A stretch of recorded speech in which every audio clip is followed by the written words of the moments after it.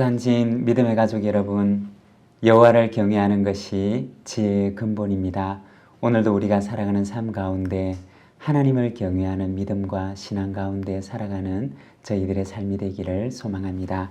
오늘 말씀은 잠언 22장 1절에서 16절입니다. 많은 재물보다 명예를 택할 것이요 은이나 금보다 은총을 더욱 택할 것이니라.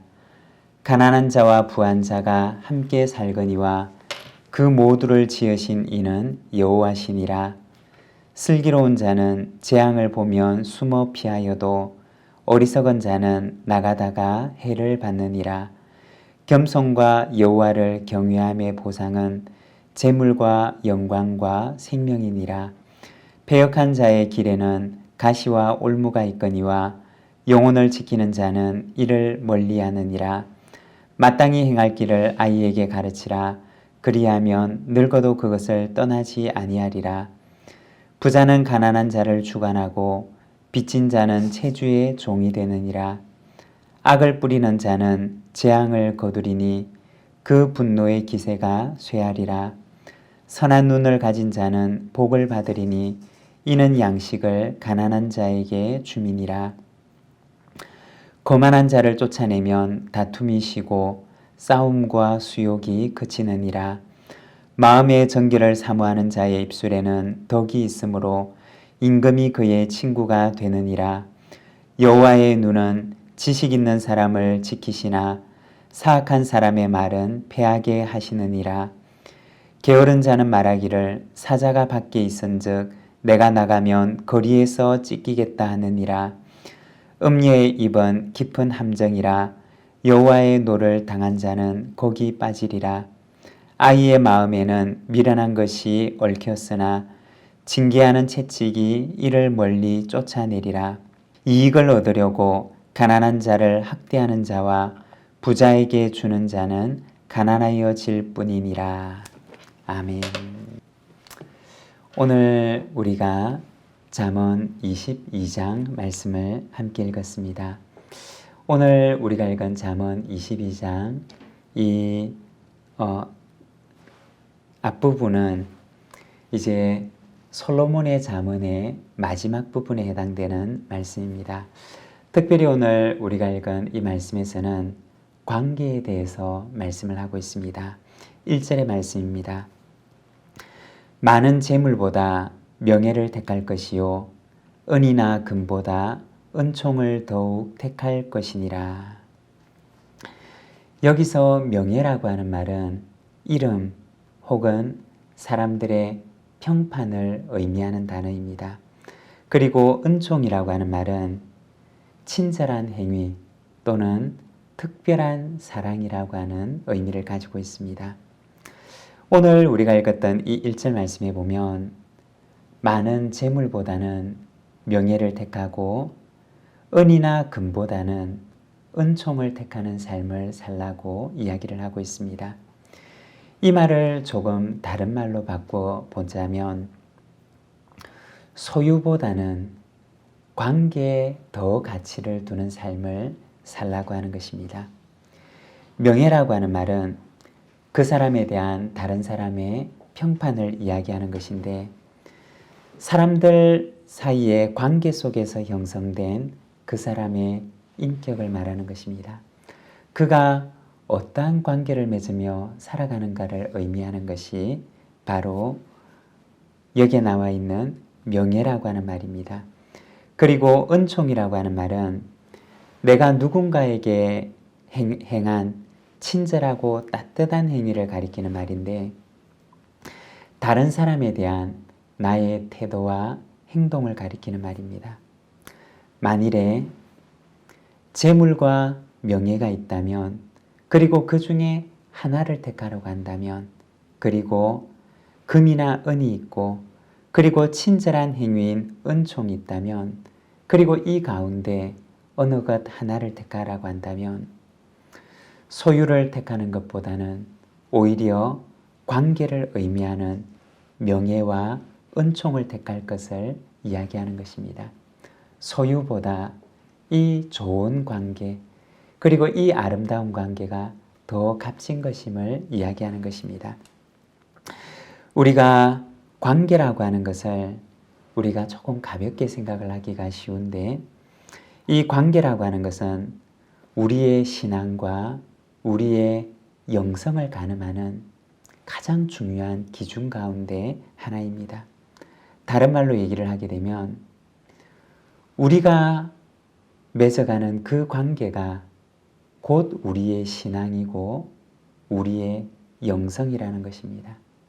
여러분, 우리의 신앙과 우리의 영성이라고 하는 것은 내 마음속 어느 한 곳에 아무도 보지 못하는, 아무에게도 보이지 않는 어느 한 곳에 숨어 있는 것이 아니라 우리가 오늘 맺으며 살아가는 그 관계 속에 우리의 신앙이 나타나고 우리의 영성이 나타나며, 조금 더 직설적으로 얘기를 한다면 우리의 관계가 우리의 신앙이고 우리의 영성이라는 것입니다.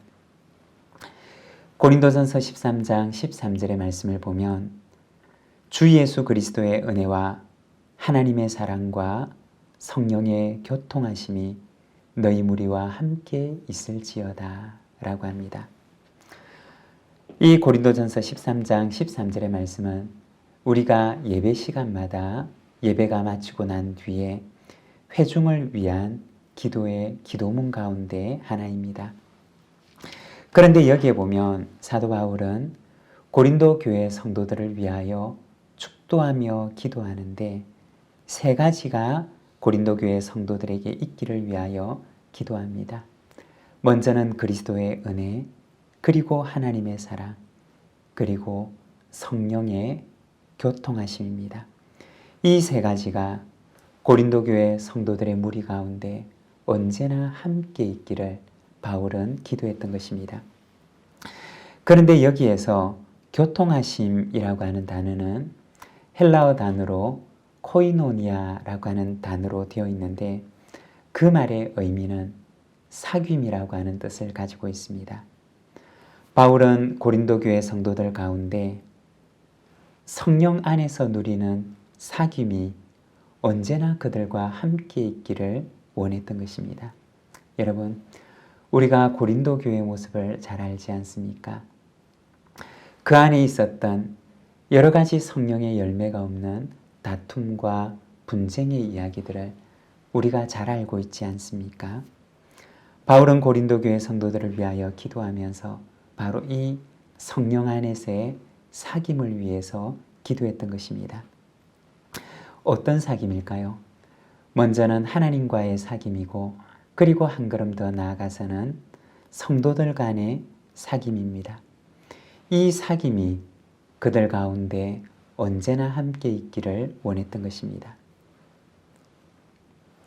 요즘 신학교에서 다루는 성령론이라고 하는 그 과목 속에 이 성령론이라고 하는 것은 성령님은 어떠한 분이시며 어떠한 일을 하시는가에 대해서 이렇게 살펴보는 그러한 학문인데, 요즘에는 이 성령론이라고 하는 학문 가운데 많이 사용하는 단어가 바로 사귐의 신학입니다.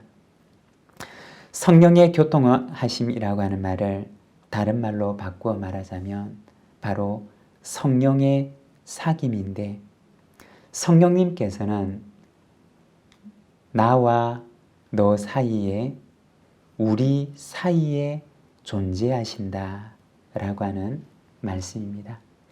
성령님께서 어디에 계시느냐? 성령님께서 우리의 마음속 어느 한 깊숙한 곳에 우리는 계신다고 얘기를 하지만, 그러나 조금 더 엄밀하고 조금 더 정확하게 표현하자면 성령님께서는 우리 사이에 계신다는 것입니다. 우리의 관계 속에, 오늘 우리가 맺으며 살아가는 그 관계 속에 성령님께서는 임재하신다는 것입니다. 관계라고 하는 것은 단순히 내가 어떤 관계를 맺으며 살아가는가라고 하는 것이 아니라 그것은 나의 인격의 한 부분이며 나의 신앙이고, 또한 그것은 나의 영성을 말하는 것입니다. 이처럼 성령님께서는 우리의 사이에 거하십니다. 나와 너 사이에 거하시고 그리고 우리의 공동체 사이에 거하시는 것입니다. 그리고 성령님께서는 우리 사이에 거하시면서 성령의 교통하심을, 성령의 아름다운 사귐을 만들어 가시는 것입니다.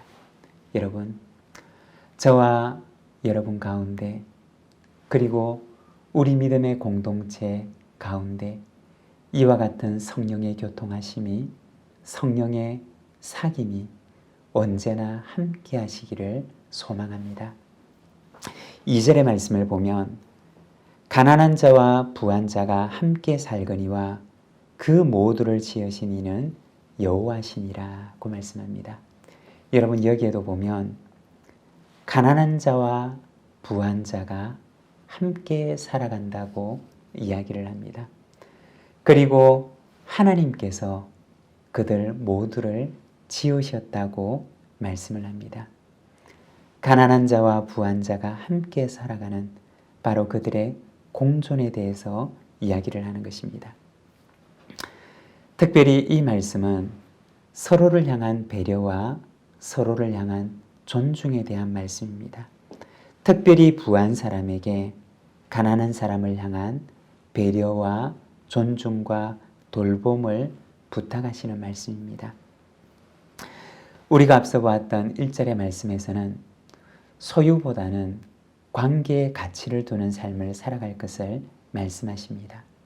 그리고 오늘 2절 말씀에서는 특별히 가난한 사람과 부한 사람 사이의 관계에 있어서 가난한 사람을 존중하고 배려하며 그를 돌보는 삶을 살아갈 것을 부탁하고 있습니다. 여러분, 우리가 살아가는 삶 가운데 소유보다 관계에 더 많은 가치를 두며 살아가는 저희들의 삶이 되기를 원합니다. 9절의 말씀을 보면 선한 눈을 가진 자는 복을 받으리니 이는 양식을 가난한 자에게 주민이라고 하십니다. 선한 눈을 가진 사람은 그 양식을 가난한 자에게 나누어 주는데 하나님께서 그의 삶에 복을 주실 것이며 하나님께서 그의 삶을 돌보실 것이라고 말씀합니다. 내가 누군가를 돌보아 준다면, 내가 누군가 나보다 연약한 이를 돌보아 준다면 여러분 기억하시기를 바랍니다. 하나님께서 결코 잊지 아니하시고 하나님께서 나의 삶을 돌보아 주실 것입니다. 4절과 5절의 말씀입니다. 겸손과 여호와를 경외함의 보상은 재물과 영광과 생명이니라. 패역한 자의 길에는 가시와 올무가 있거니와 영혼을 지키는 자는 이를 멀리하느니라. 여기 보면 겸손과 여호와를 경외하면은 보상이 있는데 재물과 영광과 생명의 보상이 그에게 주어지리라고 말씀을 합니다. 여러분, 겸손한 사람만이 여호와를 경외할 수가 있습니다. 여호와를 경외하는 신앙을 가진 사람은 하나님 앞에서 겸손할 수밖에 없습니다. 그렇지만 패역한 사람의 길은 어떠하냐? 그의 길에는 가시와 올무만 있을 것이라고 말씀을 합니다. 패역한 사람이라고 하는 말은 구부러진 사람이라고 하는 뜻인데 마음이 구부러져 있어서 하나님을 향해서도 마음이 구부러져 있고 이웃을 향해서도 마음이 구부러져 있는 사람을 가리키는 것입니다. 그는 하나님을 향해서도 바른 관계를 맺으며 살아가지 못하고 이웃을 향해서도 바른 관계를 맺으며 살아갈 수가 없습니다. 이러한 사람이 살아가는 길에는 언제나 가시가 있고 올무가 있을 뿐이라는 것입니다. 여러분, 오늘 이 하루 살아가는 우리의 삶이 하나님 앞에서 올곧은 마음을 가지고 살아가는 삶이 되기를 원합니다. 그리고 이웃을 향하여서 바른 마음을 가지고 바른 관계를 맺으며 살아가는 삶이 되기를 원합니다. 그리하여 오늘도 우리의 삶 가운데 하나님과 그리고 이웃과 바른 관계 속에 거하는 성령의 바른 사귐이 있는 저희들의 이 하루, 저희들의 삶이 되기를 간절히 소망합니다. 기도하겠습니다. 사랑의 하나님 아버지, 은혜를 감사합니다. 오늘 이 하루 우리에게 복된 날을 허락하여 주시니 감사합니다.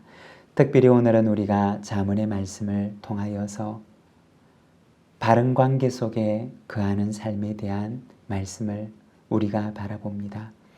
소유를 추구하는 삶이 아니라 관계를 추구하며 하나님과 이웃과 바른 관계를 맺으며 살아가는 삶에 더 많은 가치를 부여하며 살아가기를 당부하는 잠언의 말씀을 우리가 듣습니다.